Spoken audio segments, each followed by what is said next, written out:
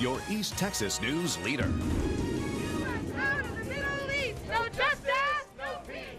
Protesters are gathering at the White House and at state capitals across the U.S., calling for the country not to take military action against Syria. Good evening and thank you for joining us. I'm Lexi Cook. President Obama changed his mind today about an attack on Syria, saying he will wait for Congress to debate and vote on a planned military strike that was expected any day.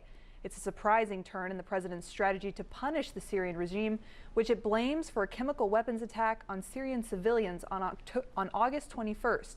Last night, the White House indicated President Obama was prepared to act unilaterally, and it's possible he still might do that. Congress returns September 9th. President Obama would not say what he'll do if he can't get military strike approval. He did say he believes he has the constitutional authority to give the orders without congressional permission. U.S. Congressman Louis Gohmert responded to President Obama's announcement by saying, quote, "I can't imagine a U.S. president ready to order people killed, which will likely lead to an attack that will kill Israeli allies, based on nothing more than high confidence." Smoke from a wildfire burning Yosemite National Park is making it harder for firefighters to contain the fire. A park spokesperson says that the smoke is also blocking the view of Yosemite Valley for the first time since the fire started 2 weeks ago. So far, the flames have burned 343 square miles. Investigators in Florida are digging up bodies found buried outside of a former boys' school. Crews are carefully digging through dirt in Marianna, Florida, west of Tallahassee. Investigators believe several boys were buried here in unmarked graves. The Dozier School for Boys is now closed, but former students say they were beaten and tortured here 3 decades ago. Some of the men say they remember classmates who disappeared without explanation. A University of South Florida research team is making it their mission to identify the bodies for surviving families. Researchers believe around 49 children are buried around the school. A Texas family is remembering their 96-year-old grandfather who was mauled to death yesterday by several dogs. The attack happened in Katy, Texas, and family members say they came home and heard the sound of dogs in the backyard.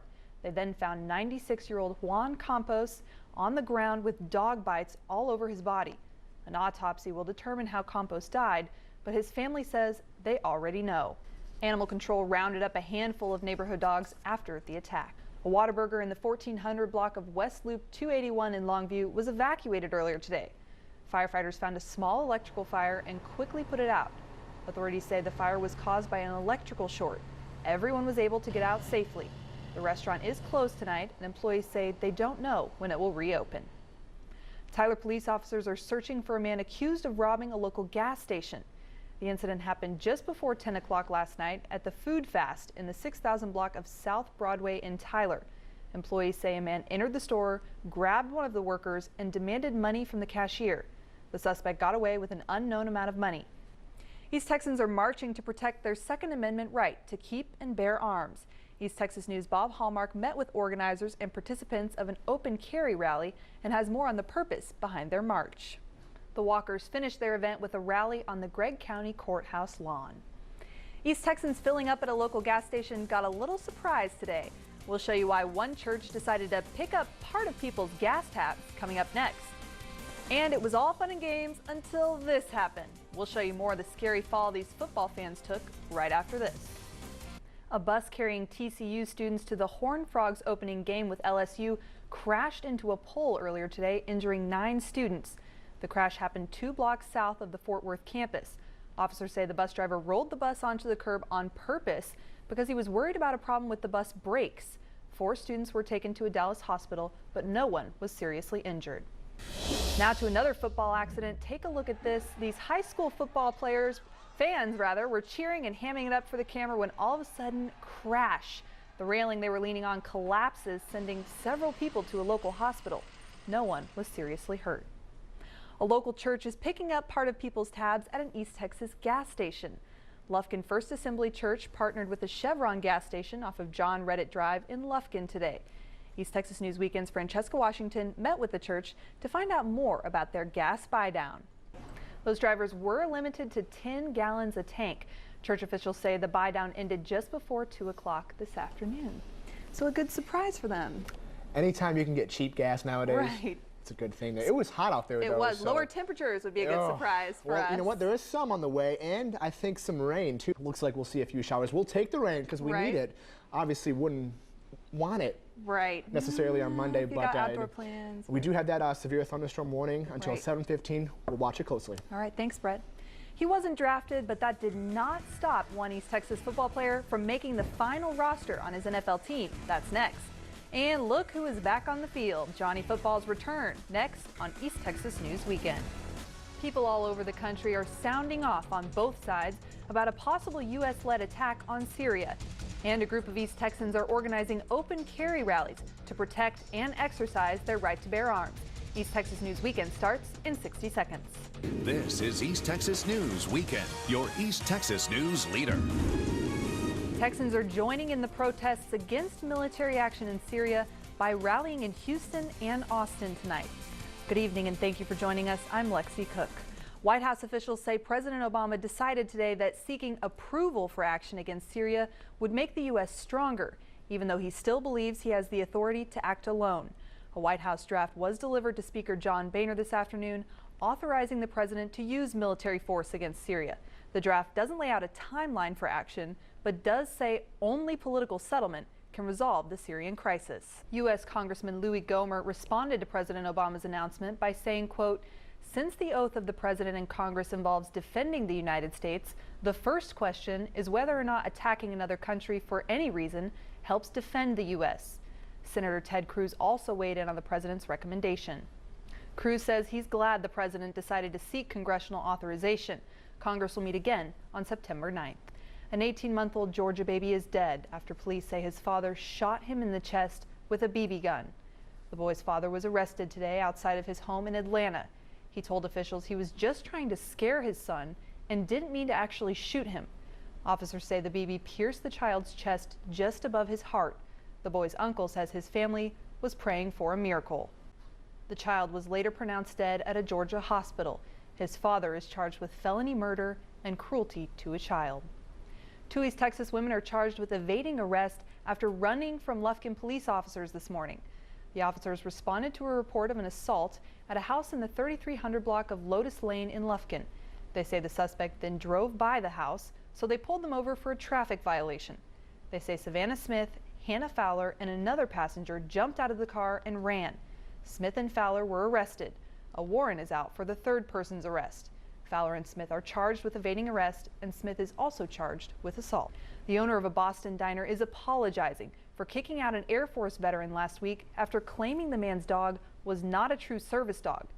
James Glasser and his service dog, Jack, were preparing to hold a protest rally today until the owner of the diner apologized. Glasser says he turned the rally into a teach-in and instead educated people about service animals. He even let the owner of the diner take the mic.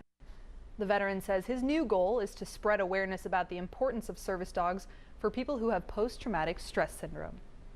East Texans marched today to protect their Second Amendment right to keep and bear arms.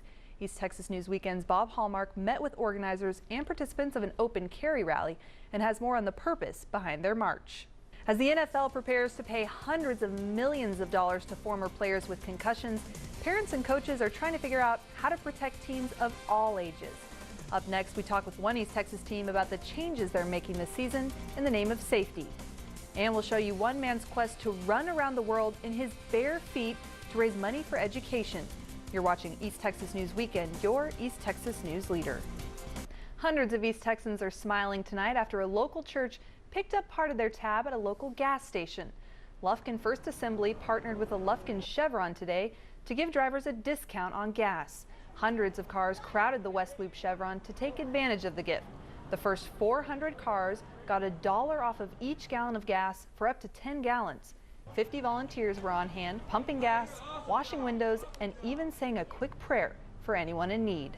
Church officials say the buy-down lasted around 4 hours and ended just before 2 o'clock this afternoon. Recent settlements with the NFL are leading to more rules and efforts to prevent concussions.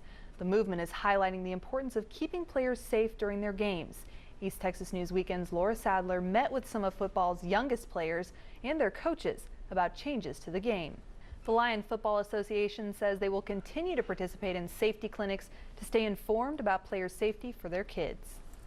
A Canadian man is running around the world on his bare feet to raise money for education. Joseph Liu already made it from his home in Montreal to Washington, D.C. The 32-year-old says he will run through 14 countries and will raise money for foundations in each of those countries through donations on his website. His goal is to make it easier for people to go to school. As long as he's not running through the East Texas heat, should be okay. Yeah, and barefoot on that hot ground. Yeah. Ooh, no. It was a hot day. Scientists say NASA radar imaging has uncovered a new Grand Canyon in Greenland. Researchers say the mega canyon is hidden under this massive sheet of ice. Scientists from the University of Bristol say it's 460 miles long.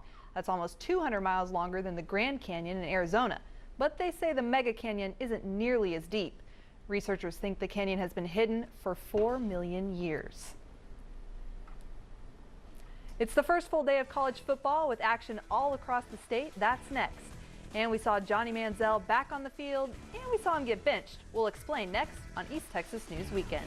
Football season is back, and I have to congratulate you. You're the only person in this room whose alma mater college actually won this weekend. Yes. Mine lost. Fight on. Brett's lost, and USC Southern Cal We got won. the W. Congratulations. Thanks, Coleman. We'll be right back. It's Naomi Connor's birthday weekend, and this time she's setting records. Connor is the 5th oldest person in the world and the 4th oldest person in the United States. She was born in East Texas back in 1899. Connor now lives in McGregor, Texas, just southwest of Waco. She has 3 children, 17 grandchildren, and get this, 32 great-grandchildren. And she looks fantastic. That's right. Thanks for watching. Have a good night. Hope I live to be 100.